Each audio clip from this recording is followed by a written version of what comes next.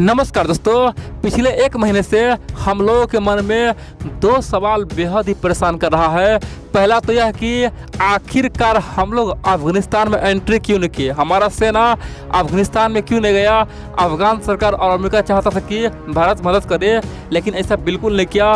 दूसरा सवाल यह, हम लोगों को पता है कि तालिबान का कब्जा हो चुका है, तो क्या तालिबान कश्मीर में एंट्री कर सकता है, और एंट्री करेगा तो क्या हम लोग उसे झेल पाएंगे, या फिर हम लोग अपने आप को बड़ा मानने के चक्कर में तालिबान से पंगा ले रहे। दोस्तों, इस तरह का दो क्वेश्चन सबके मन में उठ रहा था। बड़ी बात तो यह है, इसका जवाब भारतीय सेना का दोस्तों कह सकते हैं कि टॉप कमांडर में से एक खासतौर पे उन्होंने बहुत बड़ा जवाब दिया है। खासतौर पे कुछ चुनिंदा कर्मी मीडिया को खासतौर पे अपना नाम गुप्त रखने के शर्त, दोस्तों अपना नाम गुप्त रखने के शर्त पे ये बयान दिया है। बोला है कि मेरा नाम मत लेना, लेकिन दोस्तों भारत के टॉप कमांडर में से एक है, ठीक है। और बड़ी बात है, उन्होंने तमाम वो बातें बोला है जो आज तक न तो भारत सरकार बोल पाया और न ही कोई और बोल पाया। दोस्तों ओपनली अपना जो भी पॉइंट ऑफ व्यू है सब कुछ रख दिया है और पूरे दुनिया में हड़कंप मचा दिया है।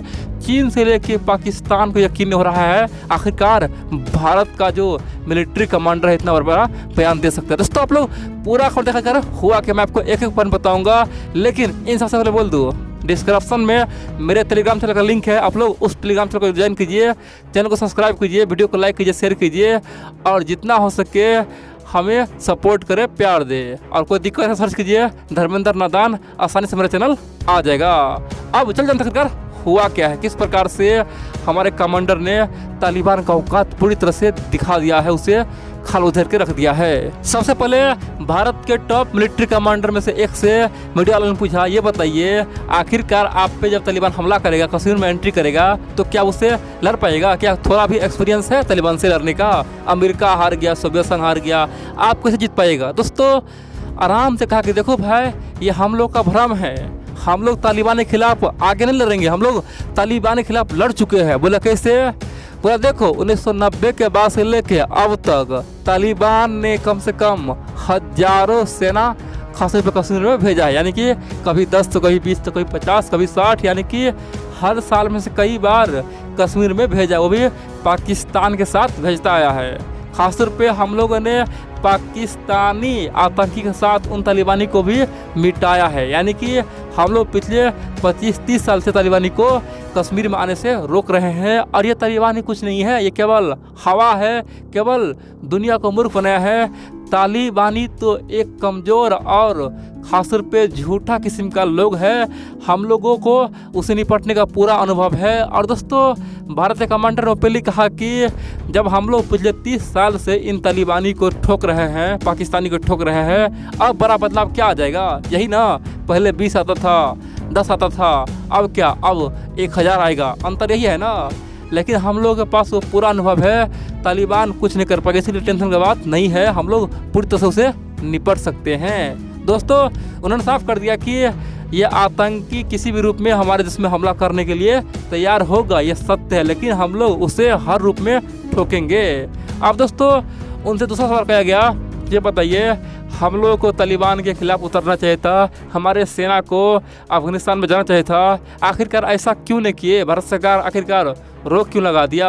दोस्तों भारत के टॉप कमांडर में से उन्होंने जवाब दिया कि देखो भाई, कहना आसान है, करना मुश्किल है। हम लोग खुद चाहते थे कि अफगानिस्तान में जाए और तालिबानी को हमेशा हमेशा के लिए सर्वनाश कर दे, लेकिन हमारा भी एक मजबूरी था। बोला क्या मजबूरी था, उन्होंने कहा कि पहला मजबूरी तो यह है कि अफगानिस्तान एक लैंड लॉक कंट्री है, और बड़ी बात तो यह है अफगानिस्तान के दोनों और जो देश है ना वो हमारे खिलाफ है। एक तो पाकिस्तान है, दूसरा चाइना है, और बाकी उज्बेकिस्तान, ताजिकिस्तान जो है वो मेरा सपोर्ट करेगा नहीं, क्योंकि ये लोग अपने धर्म के नाम पे आपस में भाईचारा बनाते हैं। और मान लीजिए हम कुछ समय के लिए अफगानिस्तान में एंट्री कर जाते, हमारा सेना एंट्री कर जाता, हम लोग कुछ समय के लिए युद्ध लड़ते भी, लेकिन बाद में हमें लॉजिस्टिक सपोर्ट चाहिए था ना, आखिरकार हमें गोले बारूद, बम बारूद या फिर कुछ चाहिए, तो हमारे पास वो सामान कैसे पहुंचता।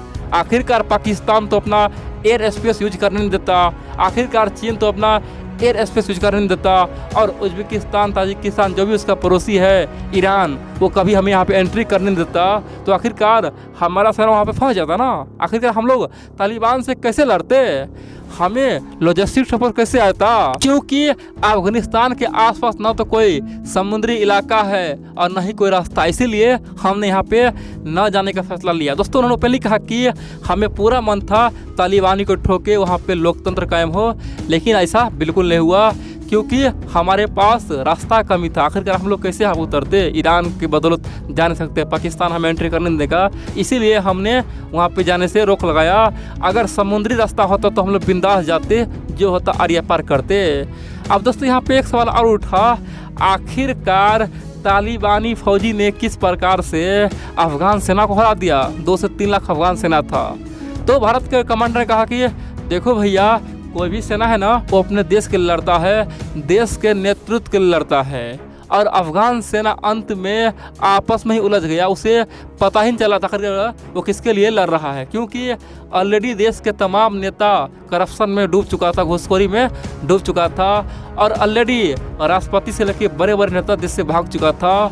तो अफगानी मिलिट्री को पता चल गया था कि हम लोग फालतू में लड़ रहे हैं, यहाँ पे कोई है नहीं, और लड़के भी क्या करेंगे, देश में सरकारें नहीं हैं तो क्या कर लड़के। इसीलिए अफगानिस्तान के मिलिट्री ने बिना युद्ध के ही अपना हथियार सौंप दिया, तालिबान को एक्सेप्ट कर लिया, मान लिया। इतना ही नहीं, एक बात और है, तालिबानी 100% पश्तून था, यानी कि 70,000 लगभग पश्तूनी तालिबानी था, जबकि अफगानिस्तान की फौज में भी 40 से 45% पश्तून लोग हैं। और पश्तून एक तरह से भाई जैसा रिलेशन था। इसी कारण से अफगानिस्तान के जो फौज है उसमें 40% पश्तूनी फौज तालिबान के समर्थन में था, बाकी जो फौज है जो उज्बेकिस्तानी था या फिर जो लोकल ट्राइब था, यानी कि उन लोगों का मात्रा कम हो गया। इसी कारण से अफगान फौज कमजोर पड़ गया और अपना सरेंडर कर दिया।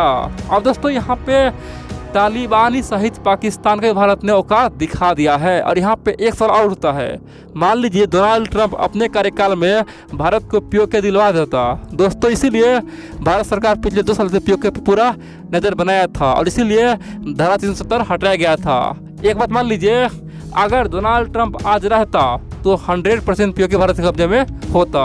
डोनाल्ड ट्रंप जानता था कि जैसे ही भारत को पीओके मिल जाएगा तो पीओके और अफगानिस्तान का सीमा मिलता है तो भारत आसानी से अफगानिस्तान में एंट्री कर सकता है, और जब अफगानिस्तान में एंट्री कर लेगा तो उसे लॉजिस्टिक सपोर्ट के लिए कोई दिक्कत नहीं होगा, सामान को ले जाने में ले आने में कोई दिक्कत नहीं होगा, और आसानी से अफगानिस्तान को अपने अंदर रख सकता है। दोस्तों इसीलिए डोनाल्ड ट्रंप भारत से बोल रहा था कि आप कश्मीर को पूरी तरह से आज़ाद कर लो, कश्मीर में धारा 370 है उसे हटा दो।